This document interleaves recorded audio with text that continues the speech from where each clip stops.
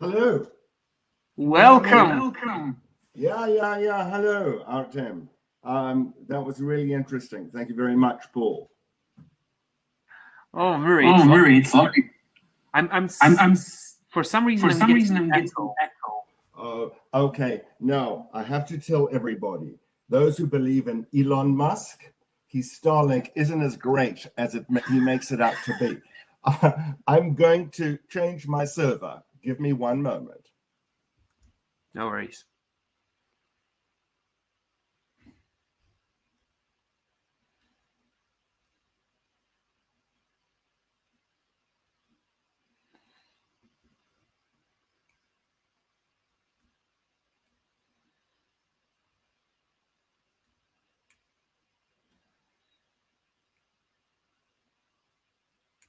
All right. I see you're back. We're back. Yes. And there's no echo, but I don't see you yet. But I do hear you, though. Oh, goodness me. Artem, after all the good work you did trying to make this all work, and look at this now. I'm not getting any volume from you. I'm not hearing you. All right.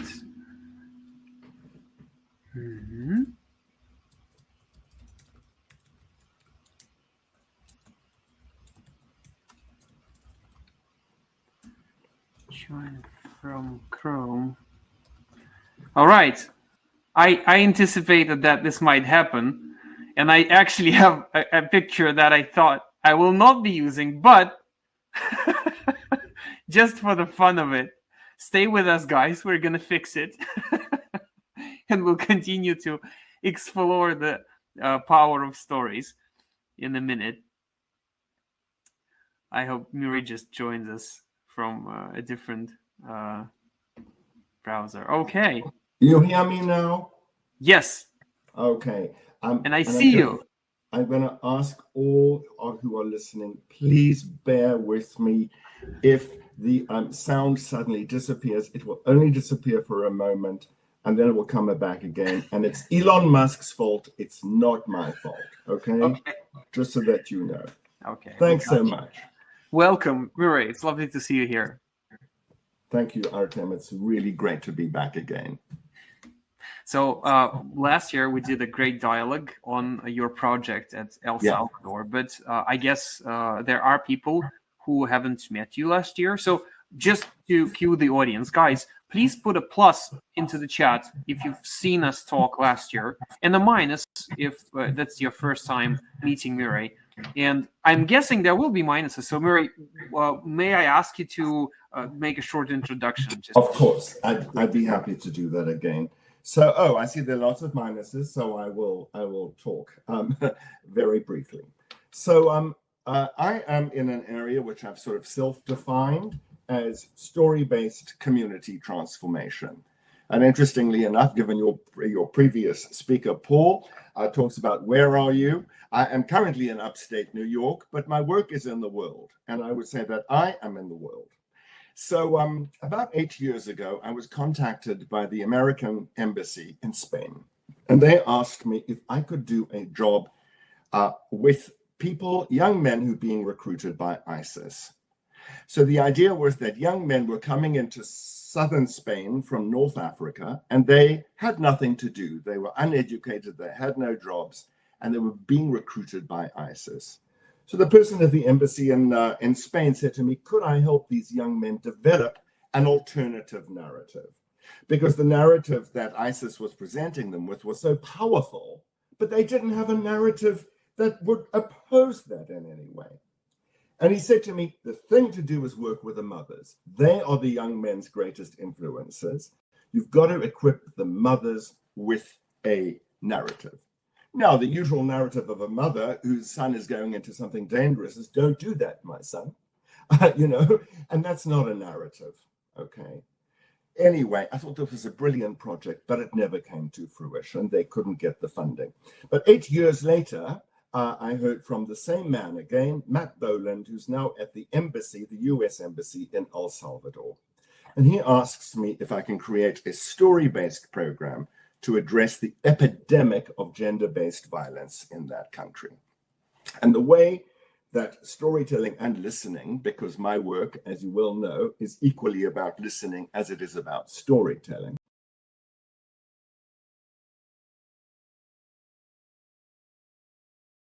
Murray, we lost you there for a sec. For a sec, am I back?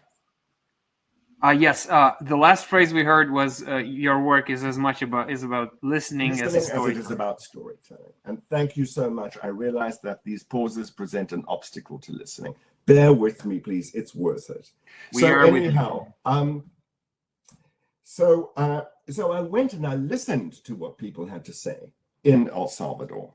I spent a good few months just researching violence in El Salvador. And what did I realize? Firstly, there's a 500-year history of violence in El Salvador. So what we call gender-based violence sits on the shoulders of a long-standing history of violence in that country. Secondly, nobody, particularly women, people don't talk about what has happened to them.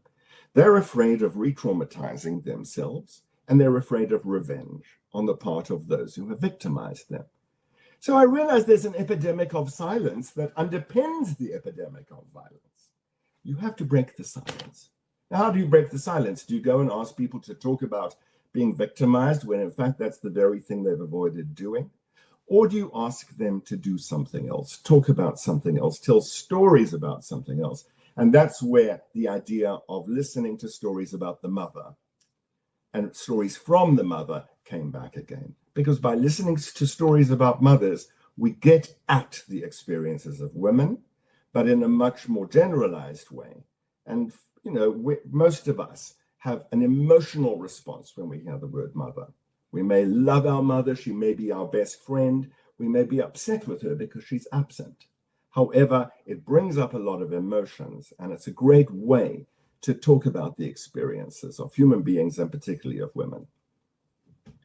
So that's my project, and I spent 2 years doing it, training people to go throughout the country and use the listening and storytelling method that I essentially created for dying AIDS patients in the early 1990s. That's the same method that I'm still using now, and even the method that brought us together, Artem, which is the listening and storytelling method in the business environment. So same method that I've used in there is the method I've used to teach people how to break the silence in El Salvador due to, by means of listening and storytelling. Lovely. Thank you for this beautiful recap. I guess we are on one page, as Paul would say, like on one side of being informed. So, Murray, a year has passed. It's a long time for any project, and especially a project with so much humanity in it. Yeah. Can you share with us, like, where are you now? Well, what's basically happened, Artem, is that we firstly had to understand, if you're going to disseminate a project in an entire country, how are you going to do that? You know, where's the best in? How do you get in? What's your access point? And we realized that in El Salvador, the main way to get to young people is through the girls' clubs of El Salvador. So these are kind of like the scouts. And girls go to these clubs after school. And it's the only place where they're really getting an education about things that really matter to them. So girls and women are so downtrodden in that country that they don't really have an opportunity to explore who they are. So we disseminated these methods, right, through the girls' clubs. And how I did that was by training a group of counselors, social workers, educators to go into their girls' clubs and train groups of girls in how to tell stories about themselves and also about their mothers. And, you know, it's been extraordinarily successful, Artem. You know, I'm not a numbers guy, but I've showed you the report that was actually created by an outside agency that did a tremendous amount of research on the way that this program was being disseminated. And I think the bottom line that they came up with is it's so successful, we need more. Love it. I know you've been working on, and I saw the report, and it's really inspiring to see such results. But maybe something from you, like would you please share like what inspired you in the change that this project is bringing to the community? Say more about that question, Artem. Yeah. What inspired me in the change? Like, well, there is a lot in this report, and like the change is fascinating in terms of numbers.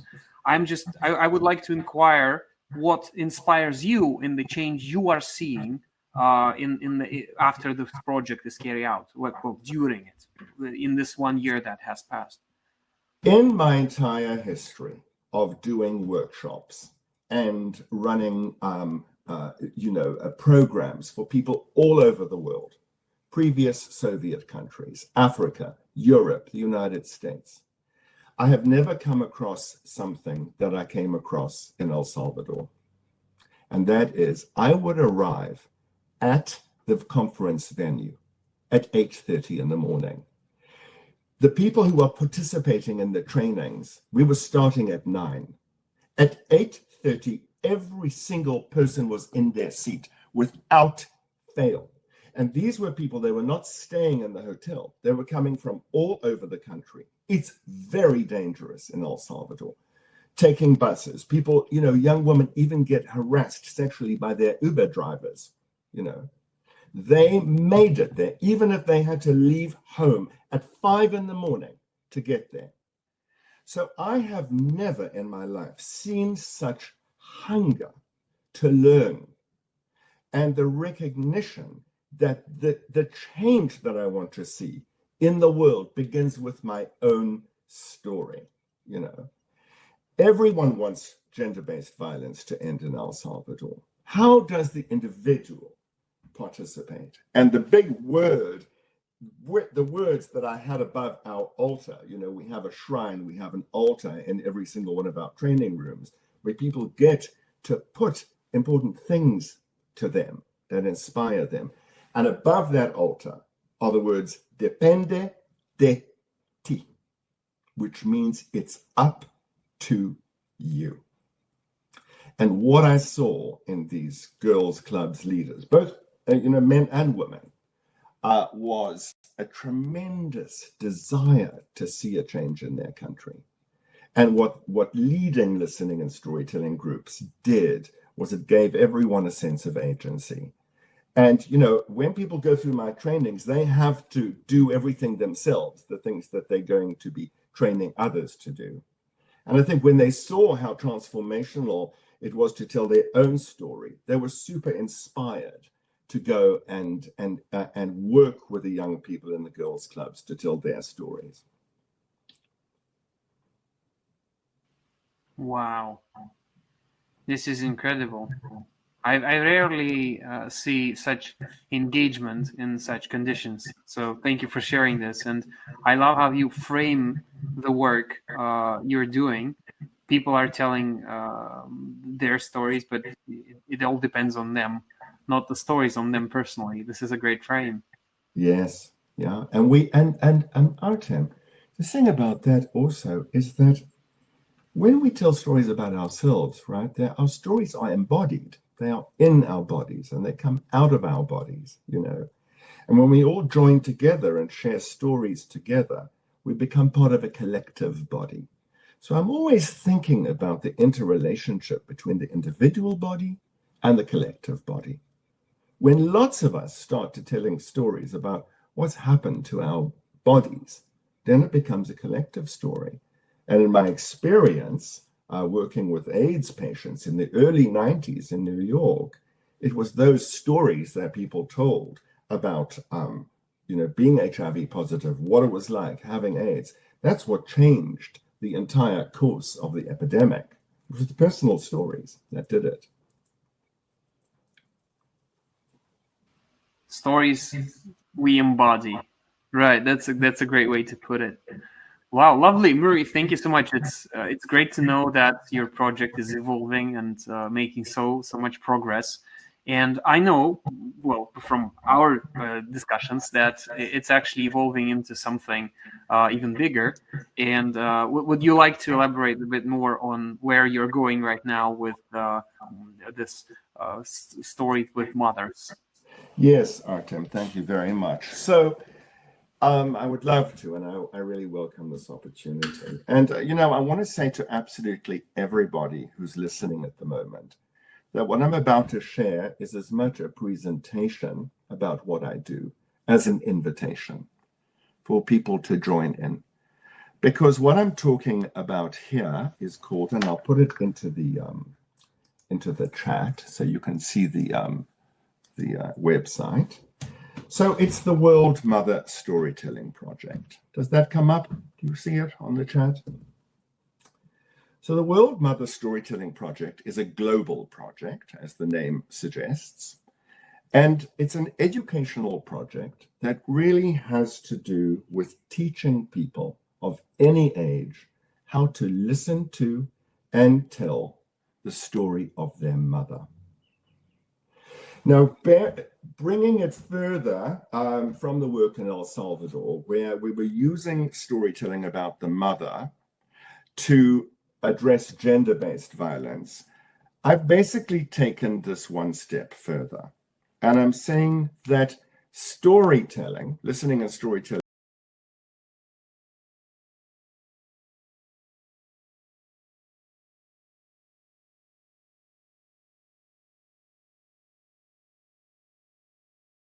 You got us on the most important and interesting part. We'll be waiting for you to restore connection.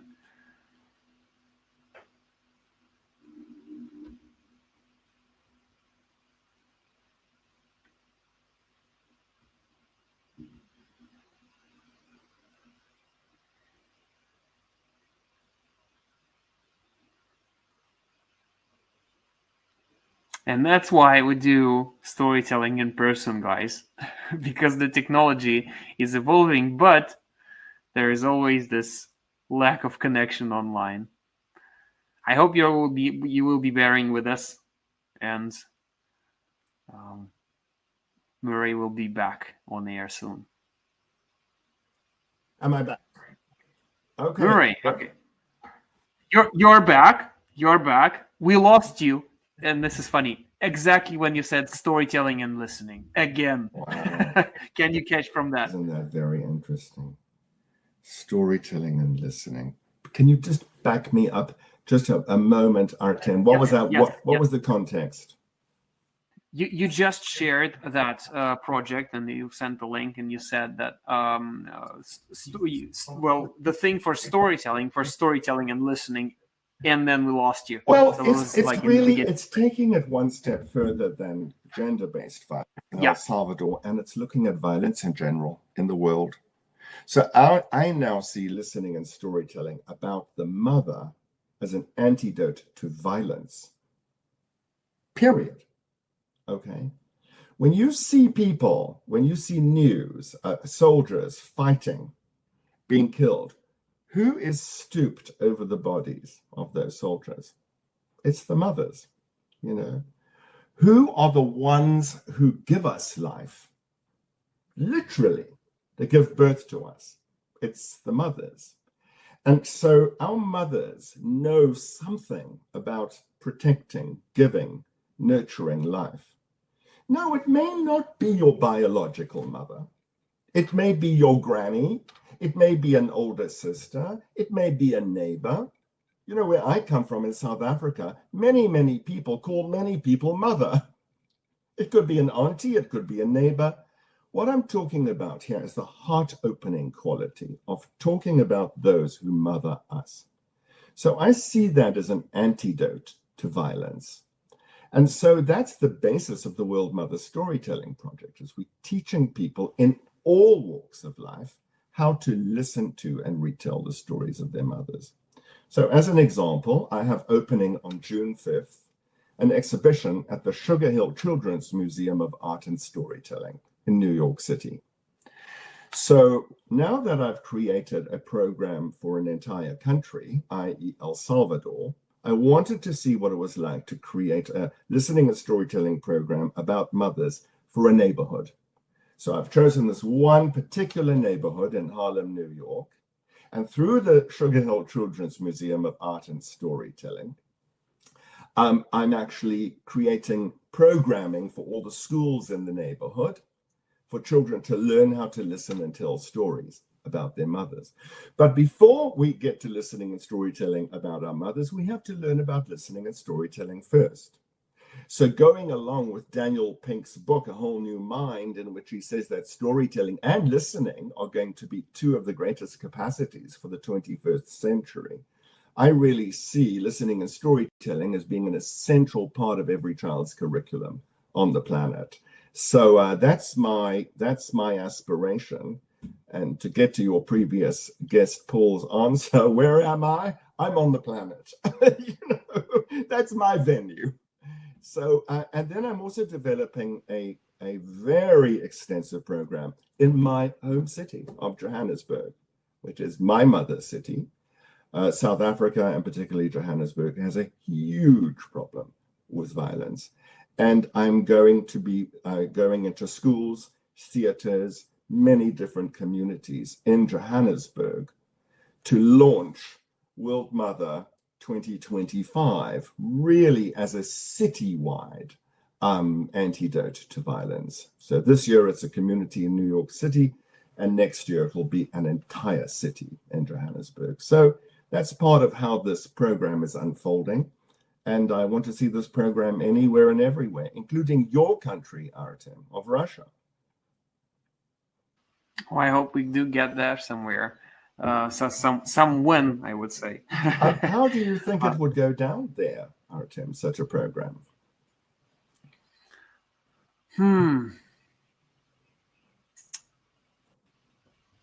Good question. I'm not sure because it really depends on how to approach it. I believe that you're not telling storytelling and listening as applicable skills that are solving a task kind of way. It's different for you. You have a different methodology, and that's a good thing and a bad thing in itself because what your work is doing is changing the mindset more than developing a specific skill. Skill development is a result of the mindset shift, and that really it inspires some people.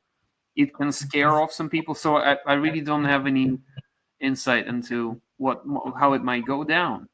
Maybe if you can tell us a bit more of like how do you see this project like created from what are the basics that needs to be there in terms of to create this project in a community.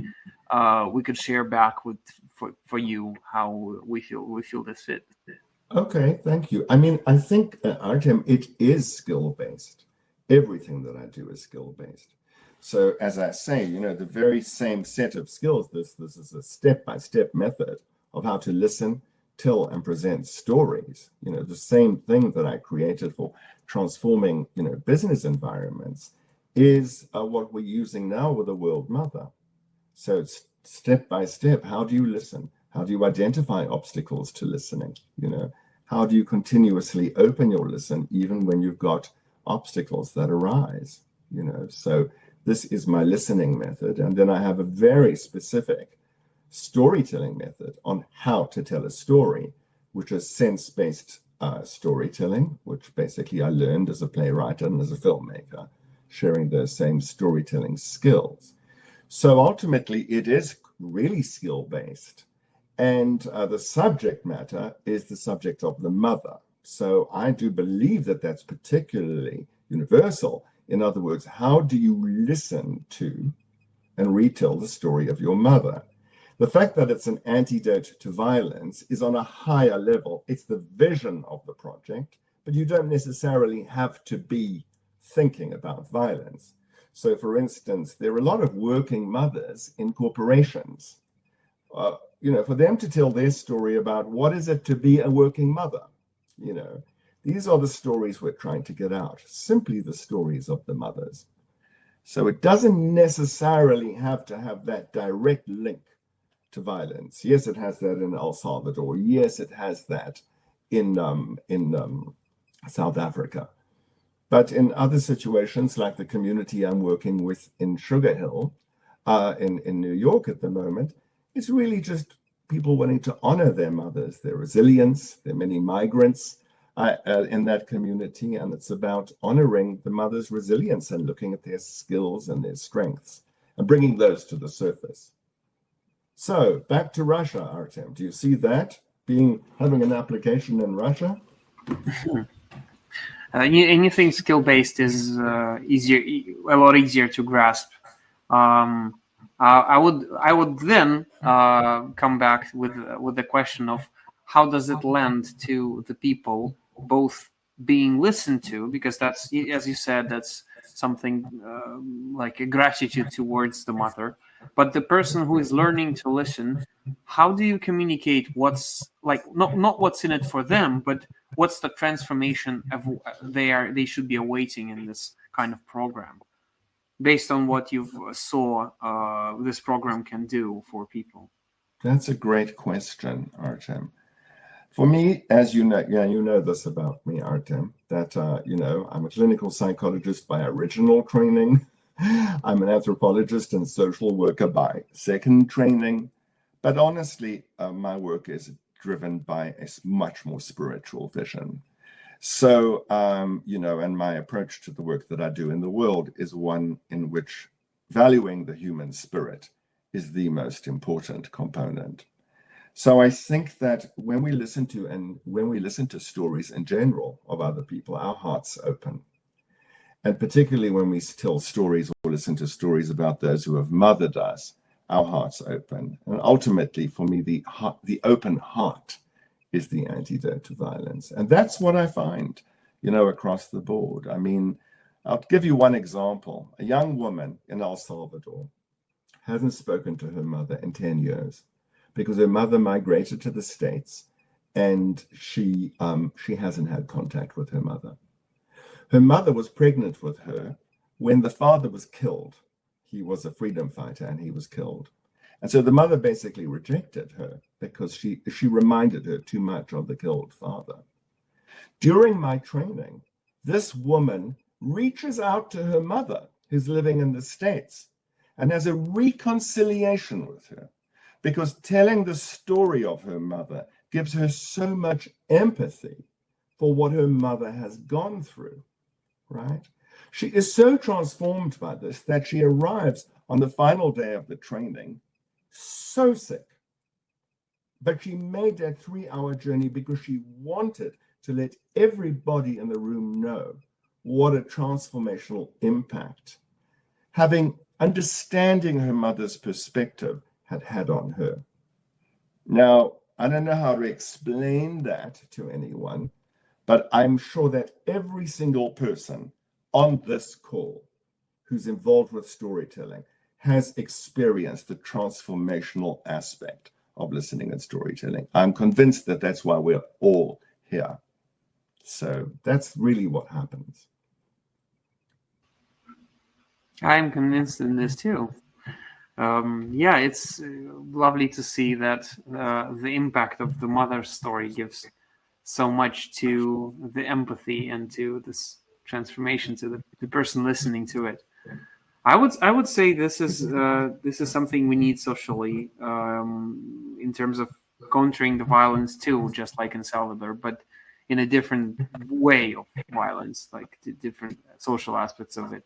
But yes, this is a potent project, and maybe you could share what are the steps that a person interested in this project, among those who are hearing us right now, could take to be a part of it.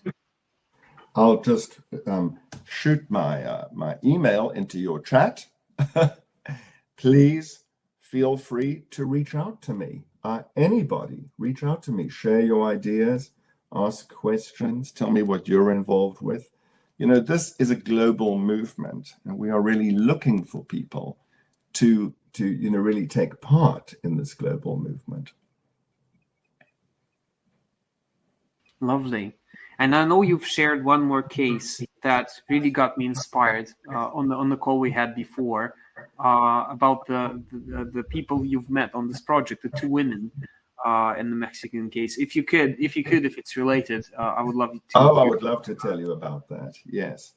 So again, we're reaching out all over the world. I'm looking for partners, partnerships, because we can't do this alone, So two of the people that we've met are in Mexico, right?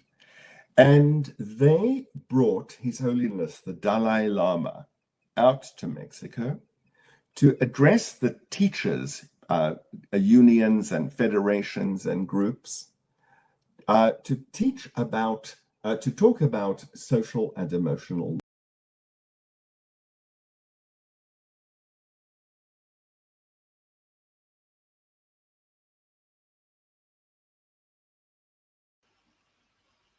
Really, let me know when you get back into it.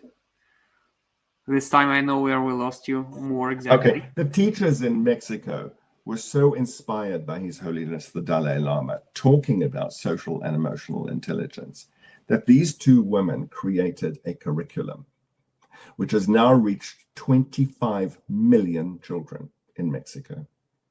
Social and emotional intelligence. They see the listening and storytelling approach and the telling stories about mothers as a logical next step to the work that they do in Mexico. So they are partnering with the World Mother Storytelling Project to bring our methods and our vision into Mexico. So now this is volume. This is really indeed a global movement. Thank you so much for sharing this. Of course, Artem. Are there any comments or anything anyone wants to make? I'm curious to hear any sort of reflections or thoughts from people. Please go on. Share with us, and I can see the fire burning though. I guess that people are experiencing this first reaction of what I felt genuinely when I first heard about your project was this could be a thing. And then you're telling all these things with the Mexican potential, the El Salvador project, and I'm like, yeah, this is a thing. Why haven't I been thinking about this before? And it's really something that needs to settle. So I get the absence of comments here. While we're waiting, I do have. Oh, wait, we lost you here. 1 sec. Yeah, I can hear you now. I'm here. Yeah. While we're waiting, if there are any more comments in the chat, no pressure. By the way, I know it's a lot to absorb. It really is a lot. Yeah. To absorb. And I appreciate all those flames that everybody sent, and it lets me know that people are here and they're listening, and I really appreciate that. Yeah. And of course, I appreciate talking to you, Artem. Thank you so much. It's Micho. While so I have this question of. I witnessed your project last year, and it came out with great results. This time around, you're telling me about 25 million kids reached, and aspirations for Johannesburg, for this community in New York. Those are major plans. Let me ask you this: if you have a vision, what would this project be in, say, 5 years' time that you would think that this is a great place to be in with it? Oh my goodness, you're asking me to create a future narrative on the spot. Okay, let's see. If it's too much, just let me know. No, of course.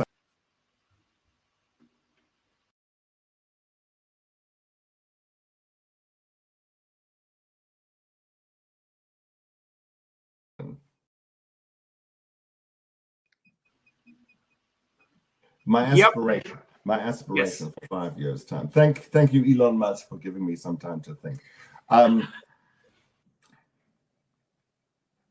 like to see children in schools on every continent being taught the skills of listening and storytelling. and that all the issues that are so difficult for people to talk about, all the issues that are causing conflict in the world, that there is some kind of recognition globally that it begins with us learning how to listen to one another without judgment and openly. It's the most difficult thing to do. But I think that if this becomes recognized, and if more and more schools, I'm not going to give numbers because I'm not that kind of guy.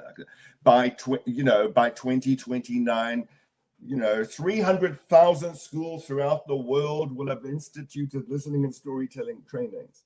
But that's really what I see. I mean, I think that it starts with the children.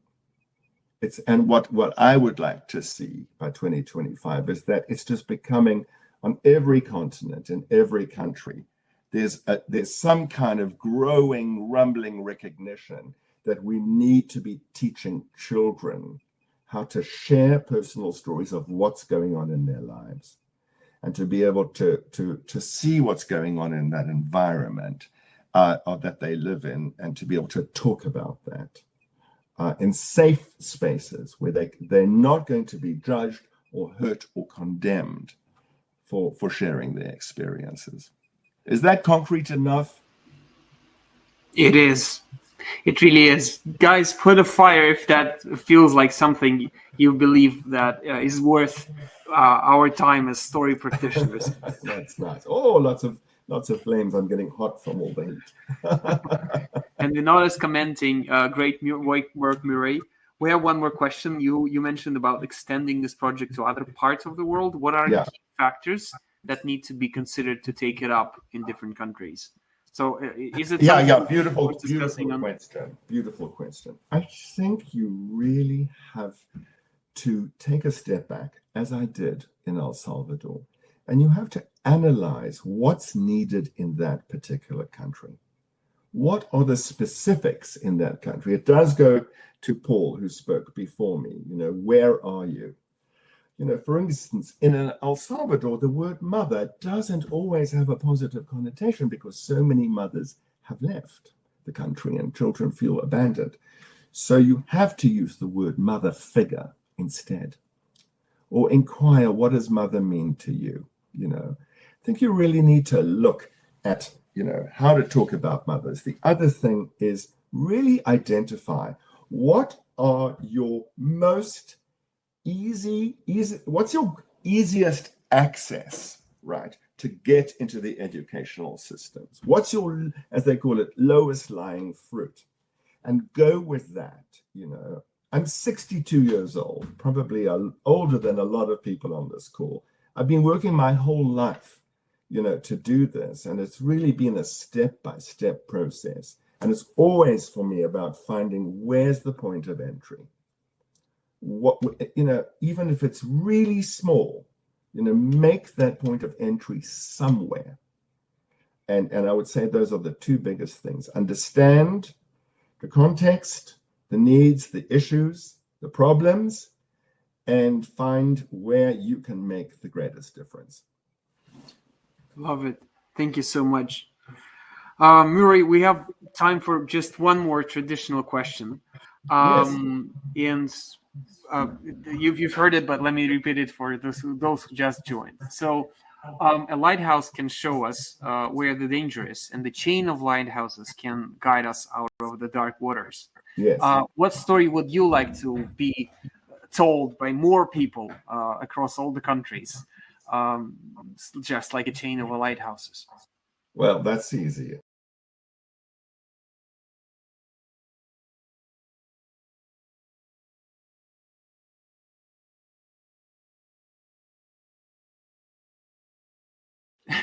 That's easy, but Elon Musk is playing tricks on us. That didn't take much thought on my part. But it took away by Elon Musk. We lost you. That's easy. Oh, Can my you go goodness, again? now I don't hear you, Artem, but never mind. Mothers, tell the story of your mother. That's what I'm saying. That's ultimately it. Your mother, your grandmother, your aunt, someone who's your mother figure. Tell that story. Thank you so much. Murray, I appreciate you coming to this conference once again and sharing your progress. Thank you so much. I'm listening to your heartfelt words. I don't hear them because somehow the volume has gone off, but never mind. Thank you. Thank you so much. You're such a gift. Oh, all right. I wish Murray's project moves finally, and we'll be moving to the next speaker right now. So once again, thank you so much. Yes. Bye-bye, everyone. I hope I can hear the next presentation. I'll log on again. Thank you. All right. We're coming to the end of